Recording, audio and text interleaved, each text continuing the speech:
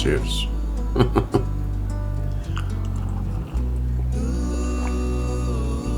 So, it's about 4 in the morning. I don't know, didn't really sleep last night. I really just listened to movies, whatnot. But, so I guess I'll begin with KuCoin, right? So the transfer from Gemini into KuCoin, and then the limit buy order that I did on KuCoin, which did fill. It filled at 333, but took a few extra hours. Of course, really, I didn't think it was going to trigger so soon. So, do I question the $3.10? Absolutely. So, will XPRT go down to 310? I don't know. But there is more support at 310. So, anyway, support was hit. Anyway, the order filled, and but I then did the transfer to my persistence wallet, and I see that like meme thing, you know, where it's like a few minutes later, several days later, and 2 hours later, it keeps going on and on and on. Right. Well, that's kind of what happened. So I went into the blockchain explorer. There was no transaction hash for the actual transfer. Even it was just hung up on their end.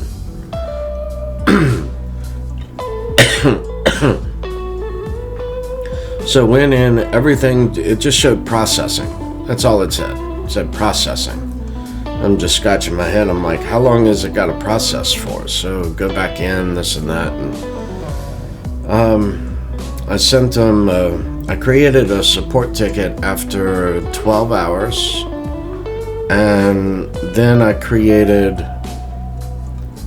or I didn't create another. I sent them screenshots after 25 hours. Now, sometime between 25 hours and 30 hours is how long it took for KuCoin to recognize that this transaction was hung up. Everything showed successful, this and that. Their website shows like 2-3 hours, you know, at worst case, and please give it time and all that. That's wonderful, you know. And then I send over after I created the ticket, of course they communicated through email, right? And here again, there's another vulnerability, right? So I suddenly start getting emails to log into my account, you know, username, password. Okay, first off, as a warning, don't do that. Not with KuCoin, not with Coinbase, not with anyone that sends you a link in an email. Go back to your computer. Don't do it through your cell phone on your email. Go back to your computer and then use your trusted login, you know, and try to save it as a favorite in your web browser, right? Do that to not get hacked, because a lot of times that's a phishing attempt. So I straight out refuse to do that with whether it's Coinbase, Gemini, or KuCoin, sending me emails to just suddenly log in, you know, and here again, you hover over it to see that destination's path. You know, is it really KuCoin, or is this going to, you know, some long stringed out address, you know, that or is it KuCoin, but, you know, like basically misspelled or with a hyphen or underline or a backslash or whatnot in the address, right? So most people don't know to do that. Just hover your mouse over the link to tell where it's gonna go. But, you know, just don't even do that from your cell phone. Do that from your computer. So go log in on your computer and then go from there. Because they sent a few links and this and that. That's wonderful. That's great. Okay, I already went through all of the preliminary things. You know, I already went through all the, you know, the different help things to go through and read, and I did all of that, right? So anyway, now look, the coins were sent to my persistence wallet. I've now begun staking those, and we'll see, right? We'll see what this now will do. However, I must say, cheers.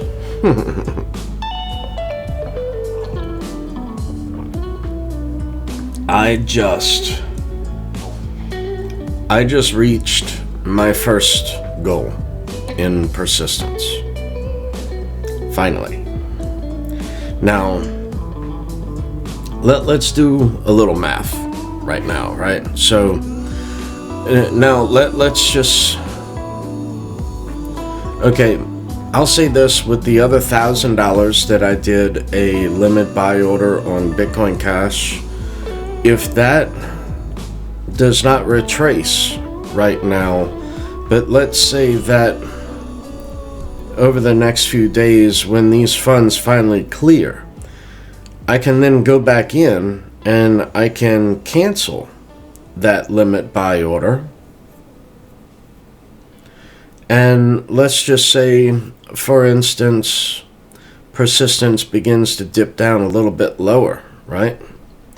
Now, I would say my dollar cost average into persistence, okay, the first time I bought was $7.51. Then I bought at $7.15. No, I take that back. The first time I bought it was over $8. Then I bought at $7.51, then $7.15, then a limit buy order at $4.20, then another limit buy order at $3.33 that just filled, right? So I've been able this whole time down to lower my dollar cost average going into persistence. And if it dips a little more with this extra $1,000 and that $1,000 does not get filled, into Bitcoin Cash, then I'm going to do the same thing. I'm going to transfer that into Litecoin, move the Litecoin from Gemini into KuCoin, then go ahead and make a purchase. I mean, anything in this ballpark right now is like getting in the persistence at, you know, from where it began, basically. So that's kind of where I'm at. So I would probably go ahead and move that 1,000 into persistence, 333 and below, right? So if it drops down to $3.10, right, I'll go ahead and move that other 1,000 into it.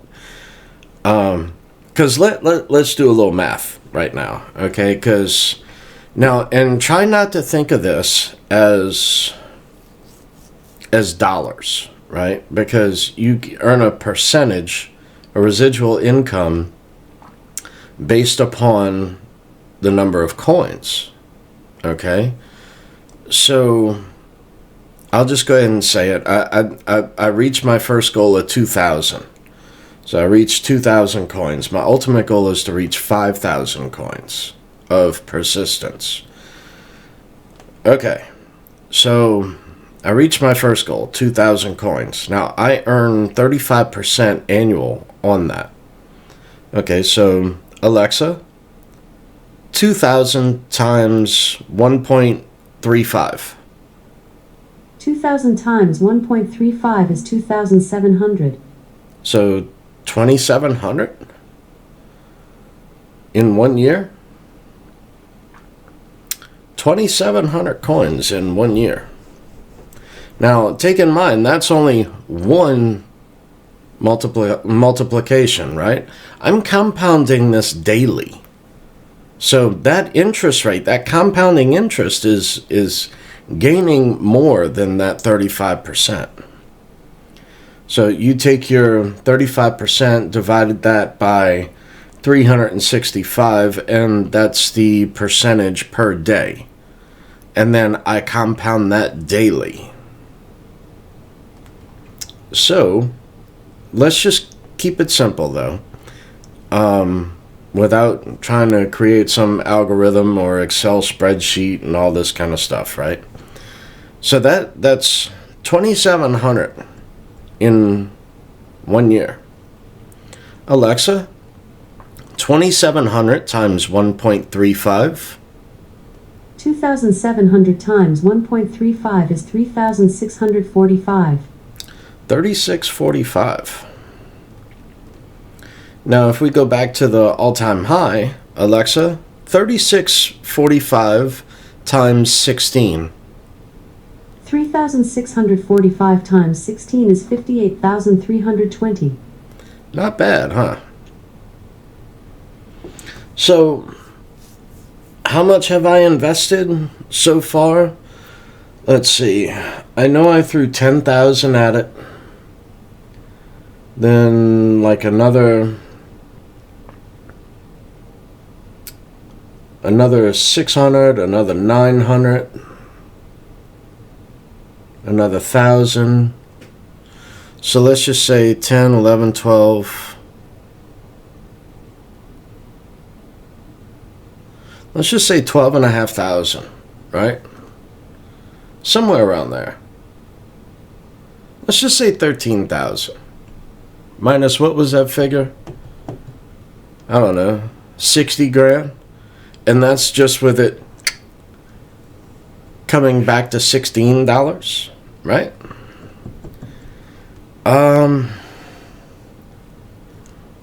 What if I wasn't pressured to sell? What if I was willing to hold on to this project for 5 years, right? Compounding daily. But let's just say for fun, right? Just for fun. Let's say I reached that 5,000 figure, right? Because like I said, it pays you in coins. It doesn't pay you in dollars. However, with the whole DeFi that persistence does and will do,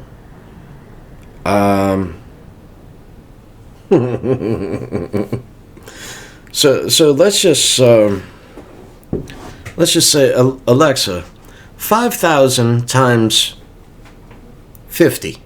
Sorry, I didn't get that. 5,000 times what? Alexa, cancel. Canceling. Alexa, 5,000 times 50. 5,000 times 50 is 250,000. Not bad for 5 years, right? I mean, just rough figures, right? And that's in one project. And that's just... That I think is very, very doable. Most in altcoins recently have noticed, at a minimum, I would say a 10x, right? So let's just say it's at $3.33, right? Well, what's a 10x from here? $33? Yeah. So, and then what's another bull market within the next, say, another 4-year cycle, right? Let's just say 5 years. What do you really think some of these projects are going to be able to do? Especially when normies start waking up to some of this, right? Because you already got big financial institutions beginning to notice a few things happening. So, cheers, guys.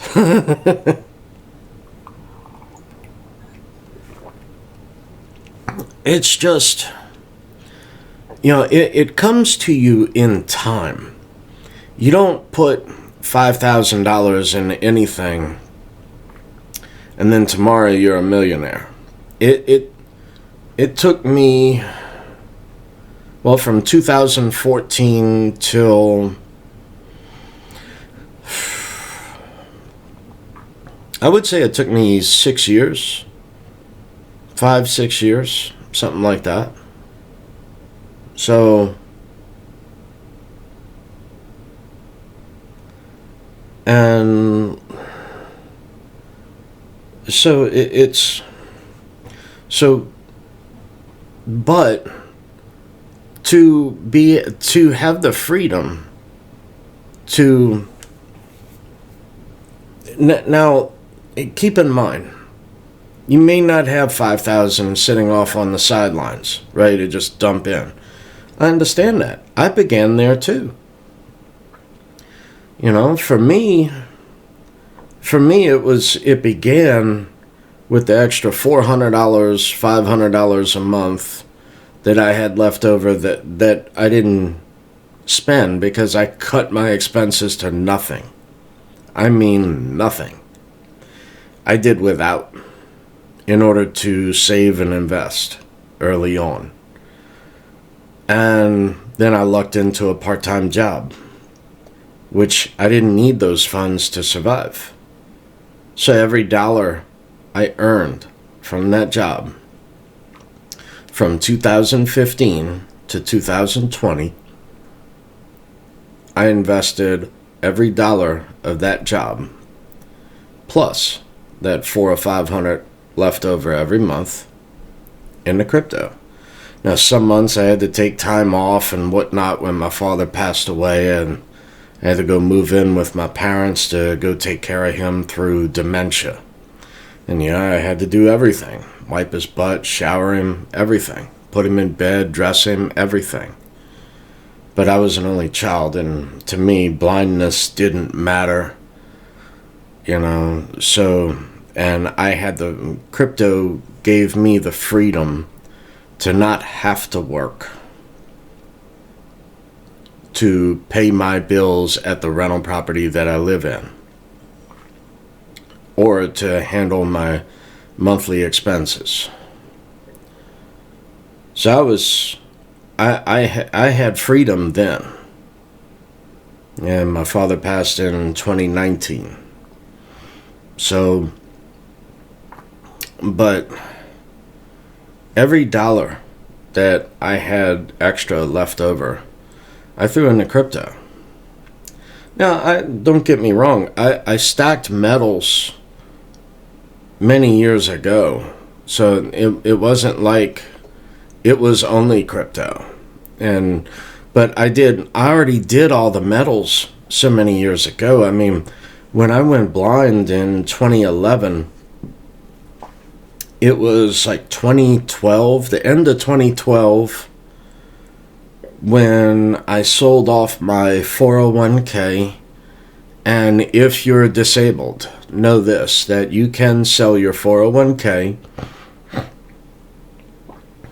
due to a permanent disability and not incur any fees.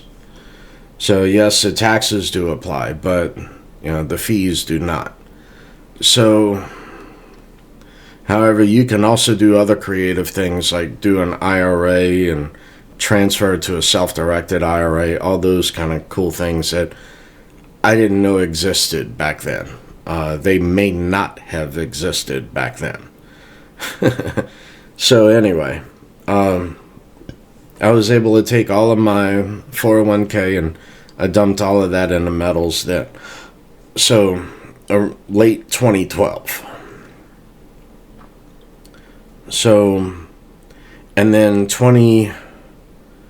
from 2012 through 2014, all those $400 and $500 months, that went into, I would say, firearms, lead bullion, food, because food is also an asset, right? Food is most definitely an asset. If you've ever gone hungry, you'll never want to go hungry ever again. And I had to ration food when I went through the disability process. That should never happen to anyone. And one of the things I want to fix in the disability system by using smart contracts. Just a project that I want to do. Anyway, and all of that $400 to $500 a month from 2012 through 2014, all of that went into metals every month. I mean, most months it was like a 10-gram bar of gold every month. You know, now the prices have just gone stupid for everything. You know, whether that was just, and then I started out hustling, unloading 18-wheelers. And it didn't pay much, and it wasn't a full 18-wheeler either. So, but it was like maybe 2 hours worth of work, and I was out of shape because I did so many years in bed. And so it was good exercise for me. I mean, I was wringing wet every time I did a truck, right? Plus, it was like a 2.5 mile hike each way. So when I did that, I got paid $50 each time. And that was when $50 was a gram of gold. So that's what I did. I threw it into gold. And then 2014, that was in 2014. And then that turned into a part-time job in 2015.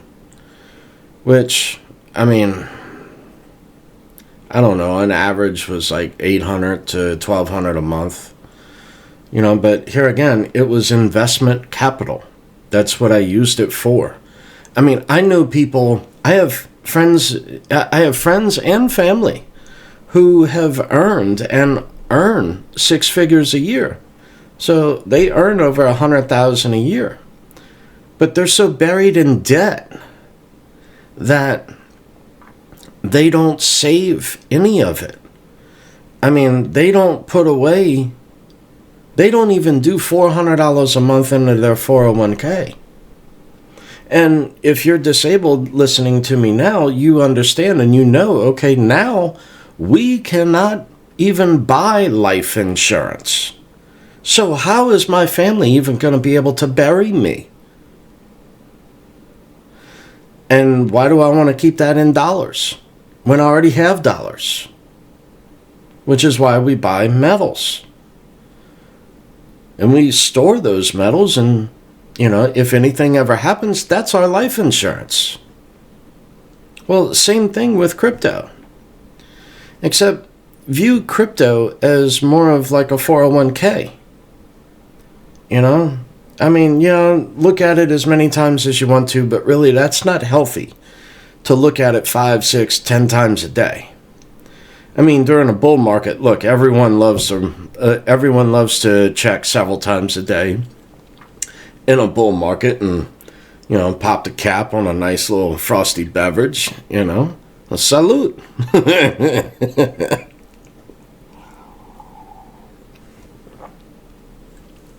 But,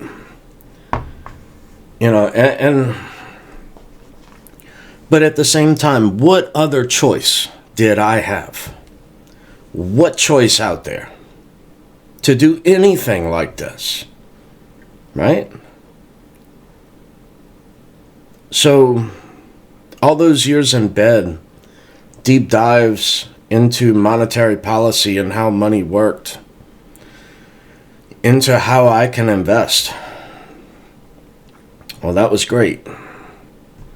Then I started hitting home runs. And then it's like, well, now what do I do? So I had to go in search of those answers, and that's more of what I want to convey here to you, is how I did it. How I was able to do it and not affect my Social Security disability or my Medicare. Because, I mean, for 5 specialists, 5 medical doctors who are all specialists, from endocrinology, my diabetes specialist, to retina surgeon, glaucoma surgeon, neurologist, podiatrist. It's 5, right? How much you think that costs? Imagine going into the retina and the glaucoma surgeons twice a week for months, for years. How much you think that costs? What about just to go say hello is like $700 to $1,200 for just the retina surgeons? And then how am I going to live without my insulin? Insulin alone's $1,200 a month. I almost moved to Mexico over the cost of my insulin. I almost lost my Medicare. And that would have been $1,200 a month. And I could have moved to Mexico, rented this side of my rental out, and, use that as well as, on a visa, like a 6-month visa in Mexico is like $20. So I go to, the next town over was Guadalajara, and which is major medical from Lake Chapala. So I was looking around that area because it's the same elevation and climate of that of Denver, Colorado. So you're up in the mountains. Beautiful. And I mean, I would have had enough money to do everything I would have needed to do and been able to live very, very comfortably there. So not having to ration food, not having to worry about medicine, stuff like that. So, whereas here, it's like the bodybuilders have just ruined it for diabetics. These idiots are taking, they have offered to me many, many years ago. This happened, right? So they would offer me money for me to sell them my insulin. And they're not diabetics. I'm a type 1. Without insulin, I die. So, I mean, that's where the retinopathy came from, was type 1 diabetes. So these fools are injecting themselves with insulin after a workout and gorging themselves full of food. What these people are doing to their bodies by the time they're 40 and 50. So, but whatever. So a lot of that has ruined us being able to have a surplus of any medication. And that's sad.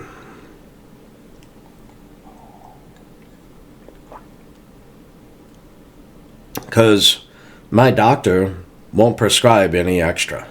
None. It's like just enough, and then same thing with the insurance companies. It's just like... So, like the sensors that stay in me, right?